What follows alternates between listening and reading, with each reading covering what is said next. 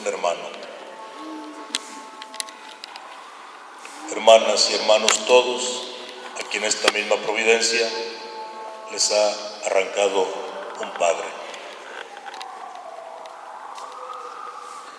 Los designios de Dios son misteriosos en el sentido de cargados de gracia y también ocultos en sus detalles para la mente humana, pero perfectamente claros para Dios.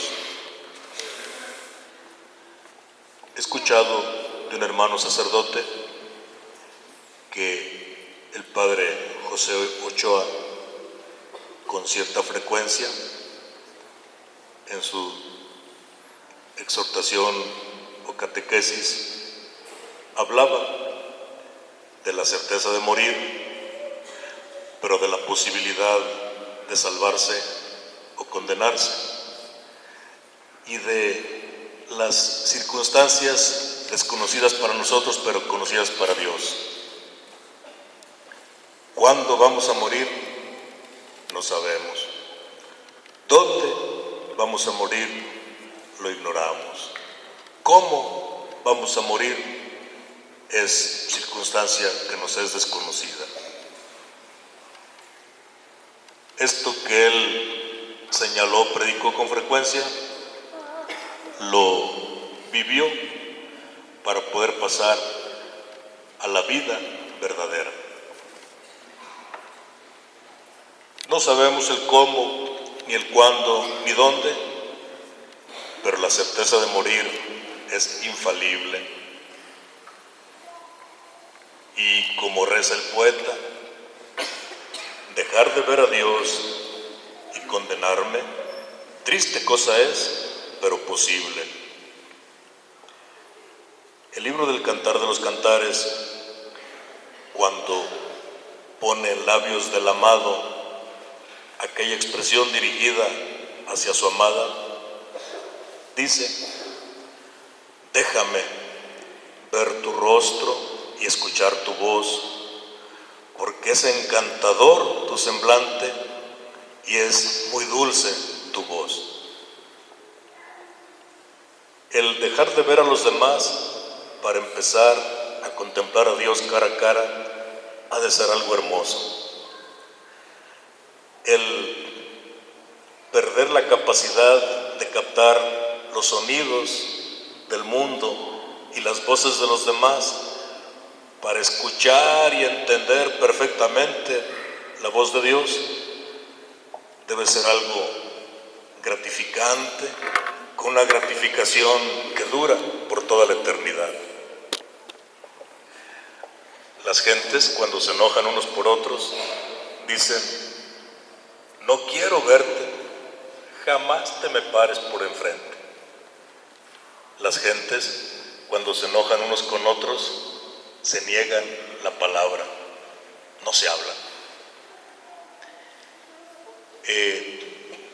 La salvación que Dios gratuitamente nos da va a consistir en, por fin, hacernos uno con Él para gozar de comprender su verbo, su palabra, y también contemplar ya sin interrupciones, sin distracciones, sin riesgo de que deje de suceder, ver para siempre el rostro misericordioso de Dios. El padre José Ochoa, como nosotros los ministros sacerdotes, pues cuántas veces en la vida tenemos oportunidad de presidir un funeral, una misa exequial. Y es muy poco frecuente que la asamblea se reúna para celebrar la misma misa exequial en favor de un sacerdote, en favor de él como difunto. Es esta la misa en la que encomendamos el alma a Dios con sus restos mortales aquí presentes antes de darles cristiana sepultura. Pero en más de medio siglo, ¿cuántas misas exequiales celebraría el padre José? ¿A cuántos enfermos enfermos asistiría, para que por sus manos y por sus labios, por su ministerio, pasara la gracia de Dios en favor del anciano, del niño, del enfermo. ¿Cuántas veces, como todo sacerdote que actúa en la persona de Cristo, de sus labios salió la fórmula del perdón de los pecados en ese tribunal a donde todos, sin excepción, llegamos culpables, y si estamos arrepentidos, todos los arrepentidos, sin excepción, nos retiramos inocentes? Qué bueno que Dios nos da la oportunidad de tener sacerdotes en medio de nosotros, porque son ellos instrumentos de la gracia. Hoy San Pablo, en su primera carta a los tesalonicenses, tal vez insinuando que el fin del mundo puede ser próximo, señala que él, como la iglesia, hemos de ser servidores, porque este es el mandato del Señor, que nos sirvamos unos a otros. Mucho tiempo en la iglesia la palabra ministro quedó reservada solo para los sacerdotes. Qué bueno que a partir de una renovación conciliar, la iglesia entera ha descubierto su ministerialidad. Todos en la iglesia somos ministros, y ministrar quiere decir servir. Quiere decir imitar el estilo de Jesucristo, que no vino a ser servido, sino a servir y a dar su vida por todos. Pero es cierto que el ministro sacerdote ha de ser un servidor como más consciente de que es depositario de bienes que no merece ni son suyos. Por eso no solo es ministro, sino administrador. Y el administrador es aquel que, sabiendo que los bienes que administra no son propios, los trata como si fueran, y se prepara en todo lo que anda haciendo a dar cuentas a aquel al que le pertenece el día que el dueño le pida estas cuentas. El sacerdote es ministro, servidor y administrador de los sacramentos y del Evangelio, que no puede manipular de ninguna manera a su antojo ni para su provecho, sino nunca perder de vista que el Evangelio es de Dios porque Jesucristo es de Dios, y que los sacramentos son de Jesucristo y de la Iglesia, porque Jesucristo es el sacramento central, fuente de los demás sacramentos, porque Él es el signo más vivo de la presencia de Dios que salva en medio de nosotros. Y ha dejado Jesucristo esta iglesia, que es también como un sacramento universal de salvación, cuya sacramentalidad se desdobla por voluntad de Cristo en estos 7 sacramentos que el sacerdote administra, o en el que es esencial, como en el caso del matrimonio, como el testigo de primera fila de la iglesia, sacramento de salvación. Nosotros damos gracias a Dios porque la Eucaristía es eso, acción de gracias, porque sin duda a nuestro hermano sacerdote José le concedió con el don de la fe y la posibilidad de alimentar no solo la fe propia, sino la fe del pueblo, siendo administrador de los sacramentos y del Evangelio, le concedió esta posibilidad de ser ministro, sacerdote, para alimentar la fe de los creyentes. Y en la vida personal y en la fidelidad que el sacerdote debe guardar cuando administra lo ajeno, lo que es de Dios, y lo ha de administrar como propio, no pocas veces tenemos el riesgo de caer en infidelidades, y por eso, junto con la acción de gracias, han hecho ustedes muy bien y siguen haciendo muy bien cuando rezan por el perdón de las faltas que los sacerdotes también cometemos. Porque alguna vez no hacemos lo que Dios quiere que hagamos, y el pueblo creyente, con toda razón, espera de nosotros.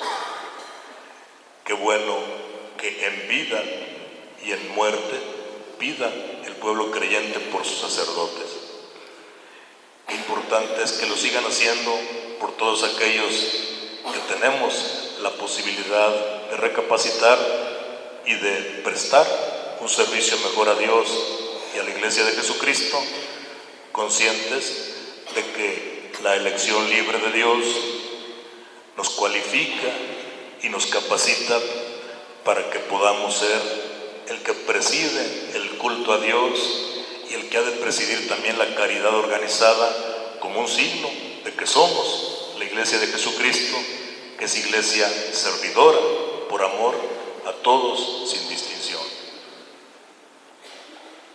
El profeta Isaías habla de lo que está viviendo ya nuestro hermano presbítero José, sin duda,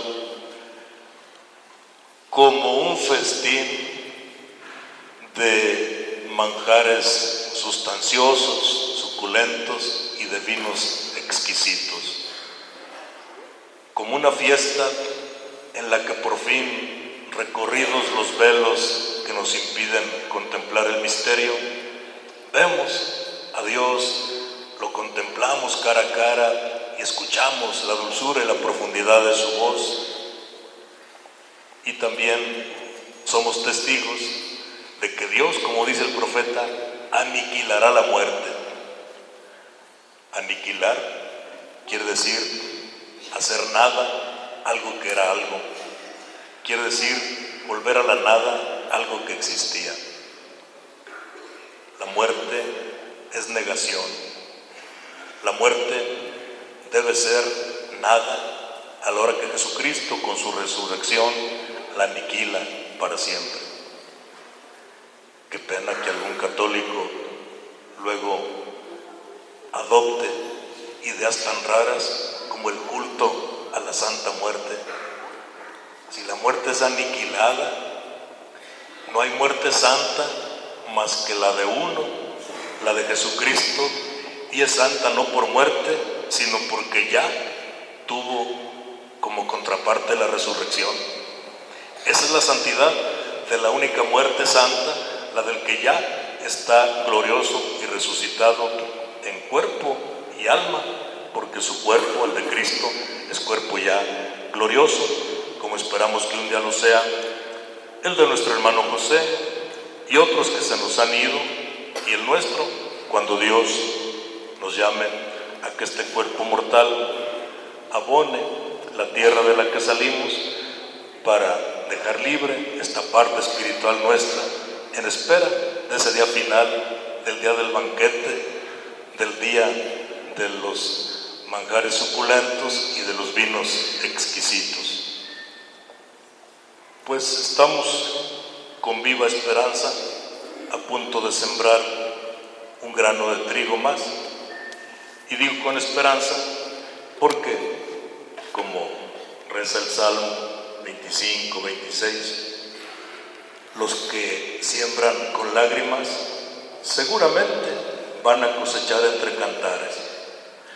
Los que al ir a empezar los trabajos de preparar la tierra y de sembrar iban llorando, al volver vuelven cantando con las gavillas repletas del grano multiplicado por 100 y por 1000. Que el Señor, que nos ha llamado a la vida, nos haga hoy sembradores llenos de esperanza y que Él multiplique el grano que sembramos en fruto grande, fruto maduro, valioso de resurrección. Que Dios conceda el descanso eterno a quien durante más de medio siglo, como sacerdote que celebra el culto, pidió y esperó para los demás, después de la muerte, la certeza de la resurrección.